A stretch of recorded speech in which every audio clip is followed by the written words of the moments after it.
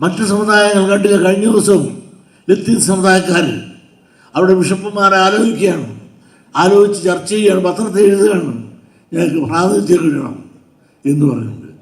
Christian ലത്തീൻ സമുദായം കേരളത്തിൽ എത്രയുണ്ട്? ആ നാമമാത്രമായ ക്രിസ്ത്യൻ സമുദായം പോലും ഇവിടുത്തെ പഞ്ചായത്ത് തുടങ്ങിയപ്പോൾ പോലും വരാൻ പോകുന്ന അസംബ്ലി തെരഞ്ഞെടുപ്പുകൾ ഭാവനാരൂപമായി കണ്ടുകൊണ്ട് പോലും അധികാരത്തിലെത്തുവാൻ വേണ്ടി അവർ ഇപ്പോഴേ ചരടുവരുത്തം തുടങ്ങിക്കഴിഞ്ഞു. നമ്മളാരും അധികാരത്തിന് വേണ്ടി അല്ലെങ്കിൽ നമ്മുടെ അവകാശത്തിന് വേണ്ടി, രാഷ്ട്രീയ അവകാശത്തിന് വേണ്ടി പോരാടുന്ന സ്വഭാവമില്ല. നമ്മൾ ഓരോരോ അക്ഷരത്തിലും വിശ്വസിക്കും. ആ വിശ്വസിക്കുന്ന പാർട്ടിക്കാർ അവർ ആരെങ്കിലും നിർത്തും, അവർക്ക് വോട്ട് ചെയ്യും.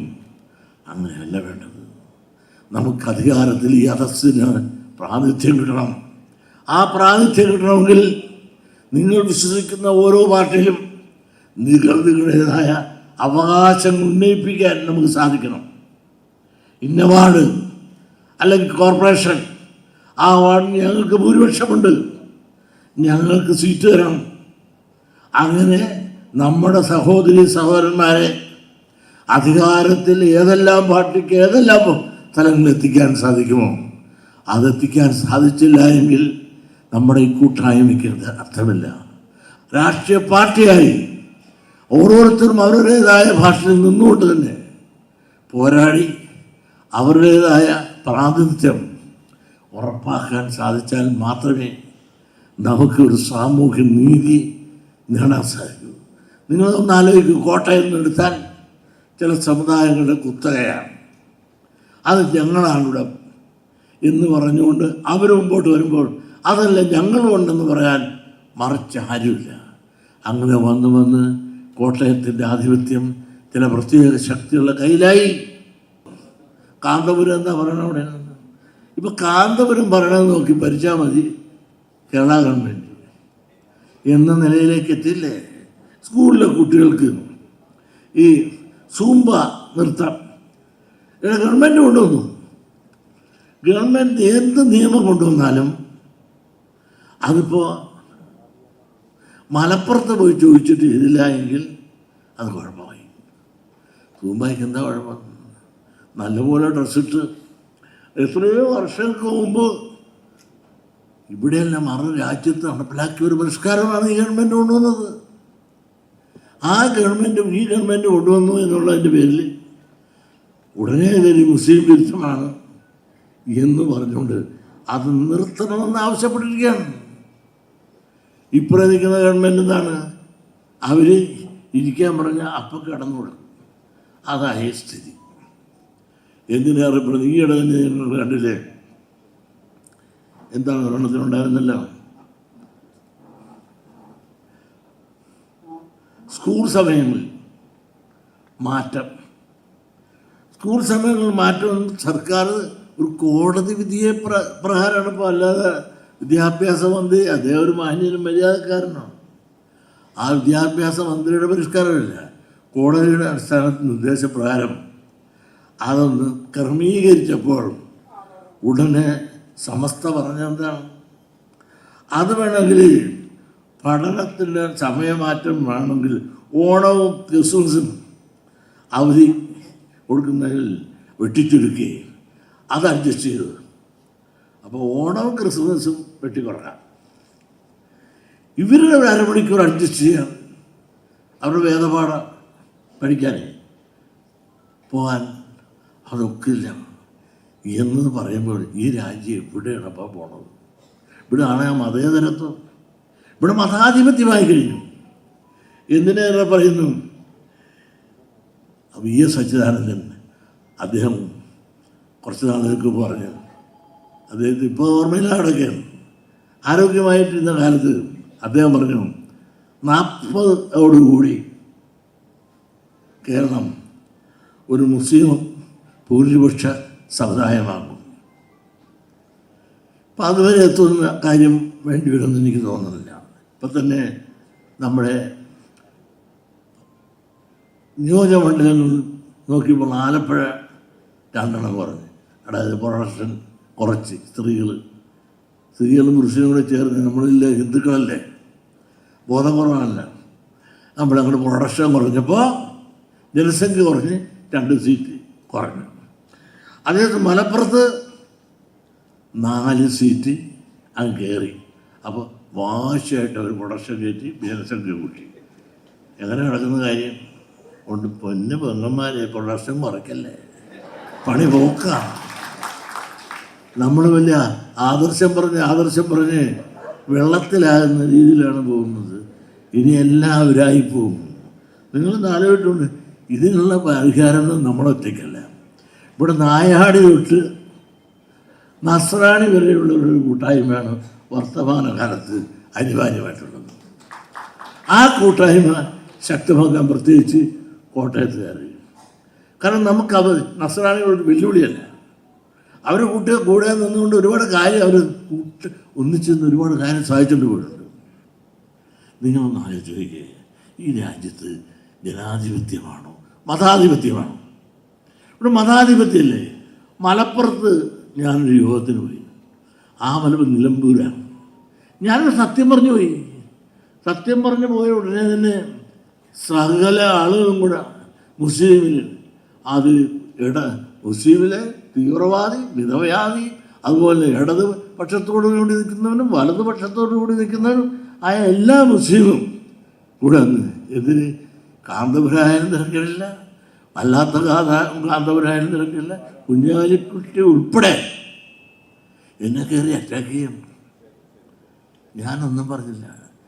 വയനാടുണ്ടോ ഇങ്ങനെ ഓരോ സ്ഥലത്തും ഇല്ലാത്തതിൻ്റെ പറ്റി പറഞ്ഞപ്പോൾ അത് വർഗീയം പറഞ്ഞു എന്ന് പറഞ്ഞു എന്നെ ഹിംസിക്കാനിറങ്ങി. ചില ചാനൽ മലയാളിമാർ ഇതേ ഇരിക്കുന്നു ഈ കുന്തം. ഇതിൻ്റെ ചാനൽ മലയാളിയിൽ ഒരു 2 ചാനൽ മലയാളി ആണ് മരക്കച്ചവടക്കാരുണ്ട്. അവരുടെ ചാനലിൽ എന്നെ അങ്ങോട്ട് പോസ്റ്റമാട്ടം. അവർ വാദിയും പ്രതിയും എല്ലാം ഒന്നിച്ചിരുന്ന് തന്നെ ഞാൻ ഭയങ്കര കുഴപ്പമാണ് ചെയ്തെന്ന് പറഞ്ഞ് ചർച്ചയോട് ചർച്ച ചെയ്ത് 2 പെണ്ണും 4 ആണും കൂടെ ഇരുന്നുണ്ട്. ആ ചർച്ചയോട് ചർച്ച അടിച്ച് കസറി. ഒന്നുമില്ല, പറ്റിയില്ലെങ്കിൽ ഉടനെ തന്നെ വ്യാസാര അപ്പുറം കൊണ്ടിരുത്തും. ഞങ്ങൾക്ക് പണിയൊന്നുമില്ലാതിരിക്കാനില്ല. നമുക്ക് എന്തെങ്കിലും പറയാൻ ഉടനെ നമ്മളിൽപ്പെട്ടവരെ തന്നെ കൊണ്ടുവരും. പക്ഷേ മറ്റുള്ള ജാതി ഒരു നായർക്കെതിരെയായിട്ട് നായരെ കിട്ടുക പറയാൻ, ഒരു ക്രിസ്ത്യാനിക്കെതിരെ ക്രിസ്ത്യാനി കിട്ടുക, മുസ്ലിമിനെതിരെ ഒരു മുസ്ലിമിനെ കിട്ടുക, നമുക്കെതിരെ എത്ര എണ്ണം കിട്ടും അവരോട് ചർച്ച ചെയ്തു. പക്ഷേ മഹാനായ പിണറായിയുടെ ഒരു സ്റ്റേറ്റ്മെൻ്റ് വന്നതോടുകൂടി ഇവൻ്റെ എല്ലാം വായടച്ച് പിന്നെ നിർത്തി. ഞാൻ ആ പറഞ്ഞതിനകത്ത് കുറച്ച് ശരിയുണ്ട്, പറഞ്ഞത് ഇന്ന അർത്ഥത്തിലാണ് എന്ന് പിണറായി സഹാവിൻ്റെ ഒരു സ്റ്റേറ്റ്മെൻറ്റ് ചേർത്തല സമ്മേളനത്തിൽ പറഞ്ഞതോടുകൂടി ഇവന്മാർ പിന്നെ മടങ്ങിക്കണം. ചെറുതും വലുതുമായ ഓരോ കാര്യങ്ങളും ആലോചിച്ച് നോക്ക്. ഈ രാജ്യത്ത് വല്ലതും ചെയ്യാൻ ശ്രമിക്കുന്നുണ്ട്. വിദ്യാഭ്യാസ പുരോഗതിക്കുള്ള ഒരു കാര്യം ചെയ്യാം, കായികമായിട്ട് വിദ്യാഭ്യാസത്തിൻ്റെ സമയക്രമങ്ങൾ, അങ്ങനെ ഏത് കാര്യങ്ങളും തുടരണമെങ്കിൽ ഇന്ന് മലപ്പുറത്തുള്ള ആളുകളോട് ചോദിക്കാതെ സാധിക്കില്ല എന്നും അതിനൊരു പരിധിവരെ ഗവൺമെൻറ് തലചായ്ച്ചു കൊടുക്കേണ്ട ദുരവസ്ഥയിലേക്ക് എത്തി. കാരണം അവരൊന്നായിപ്പോൾ എത്ര സീറ്റിലായി? 18 സീറ്റിൽ ജയിച്ചിട്ടുണ്ട്. 20 സീറ്റ് ഇപ്പോൾ അവർക്കുണ്ട്. ഇപ്പോൾ അനൗൺസ് ചെയ്തിരിക്കുക എത്രയാണ്? ഞങ്ങളുടെ ആ 2 സീറ്റ് വെച്ച് പറയണം. കാരണം ജയിക്കുന്ന സീറ്റ് വേണം, ഇനി ആ 2 സീറ്റ് വേണ്ട. അപ്പോൾ ആ ജയിക്കുന്ന സീറ്റ് കൂടെ മേടിച്ചാൽ 18 2 20. ഇനി 4 സീറ്റ് തെക്ക് കൂടെ വേണം. അതായത് മലപ്പുറത്ത് മാത്രമല്ല, മലബാർ പ്രദേശത്ത് മാത്രമല്ല, അവർ തിരുക്കൊച്ചി പ്രദേശത്ത് കൂടി 4 എണ്ണം വേണം. അതുകൂടെ കിട്ടിക്കഴിയുമ്പോൾ ഇവിടുത്തെ അസംബ്ലി തെരഞ്ഞെടുപ്പിൽ മഹാഭൂരിപക്ഷം അവർ കിട്ടും. അവർ കേരളം ഭരിക്കും, മുഖ്യമന്ത്രി അവരാകും. ഇങ്ങനെയുള്ള വളരെ തന്ത്രപൂർവമായ ശ്രമങ്ങളുമായി അവർ മുമ്പോട്ട് വന്നു. ഈ രാജ്യത്ത് നിങ്ങൾ ആലോചിച്ച് നോക്ക്. ഈ രാജ്യത്ത് സമ്പത്ത് ആടില്ല, ഭൂമി ആര്, പണമാരെങ്കിലും വ്യവസായം, വ്യവസായങ്ങളെല്ലാം മുസ്ലിങ്ങൾ. പെട്ടിക്കട തൊട്ട് വലിയ കച്ചവടം വരെ അവരുടെ കയ്യിലായി. സമ്പത്ത് മുഴുവൻ അവിടെയായി, ഭരണം അവിടെയായി. അതുപോലെ ക്രിസ്ത്യാനികളും ഇവിടെ തന്നെ ജനസംഖ്യയുടെ ഒരു കണക്കെടുക്കുന്നുണ്ട്. ജനസംഖ്യയുടെ കണക്കെടുത്തോട്ടെ, ആ കൂട്ടത്തിൽ സാമൂഹ്യ സാമ്പത്തിക സർവേ കൂടെ എടുക്കണം. ആ സാമൂഹ്യ സാമ്പത്തിക സർവേ എടുത്താൽ മാത്രമേ ഈ രാജ്യത്ത് ഓരോ സമുദായത്തിൽപ്പെട്ട ആളുകളും എങ്ങനെ വിദ്യാഭ്യാസ മേഖലയിൽ, അതുപോലെ വ്യവസായ മേഖലയിൽ, സാമ്പത്തിക മേഖലയിൽ മറ്റുള്ള സമുദായങ്ങളിൽ എവിടെ കിടക്കുന്നു എന്ന് അറിയണമെങ്കിൽ ഒരു ജനസംഖ്യയുടെ കണക്കെടുപ്പ് മാത്രം പോരാ, അതിനോടൊപ്പം സാമൂഹ്യ സാമ്പത്തിക സർവേ കൂടെ എടുത്താൽ മാത്രമേ അത് മനസ്സിലാക്കാൻ സാധിക്കൂ. ഇപ്പം മാണി സാറിൻ്റെ മകൻ ചാടി പിടിക്കുക റബ്ബറിന് പറഞ്ഞു. റബ്ബർ മാത്രം പറഞ്ഞിരുന്നപ്പോൾ ആളുകൾ ആക്ഷേപം പറഞ്ഞു. ഇപ്പോൾ പുളി കറിച്ച് നെല്ലും പറയാൻ തുടങ്ങിയിട്ടുണ്ട്, അല്പം തെങ്ങും പറയാൻ തുടങ്ങിയിട്ടുണ്ട്. ഇവരെല്ലാം അധികാരത്തിൽ കയറിയപ്പോൾ നിങ്ങൾ ആലോചിക്കൂ, മാണി സാറിന് വളരെ സ്നേഹമാണ്. ഈ കേരള കോൺഗ്രസിൻ്റെ ജനകീയ അടിത്തറയാരാണ്? മുഴുവൻ ക്രിസ്ത്യാനിയല്ലേ? അവർ നയിക്കുന്ന ആരാണ്? ബിഷപ്പുമാരല്ലേ? അവരാരുടെ നന്മയ്ക്കാണ് ചെയ്യുന്നത്. അവർ അവരുടെ സമുദായത്തിന് വേണ്ടിയിട്ടാണെല്ലാം. അവർ സാമുദായിക ശക്തി സമാഹരിച്ചുകൊണ്ട് രാഷ്ട്രീയ ശക്തിയായി, രാഷ്ട്രീയ പാർട്ടിയായി, രാഷ്ട്രീയാധികാരം ഇവിടെ കയ്യേറുകയാണ്. കേരള കോൺഗ്രസിൻ്റെ ജനകീയ അടിത്തറ ഏതാണ്? ക്രിസ്ത്യാനികളാണ്.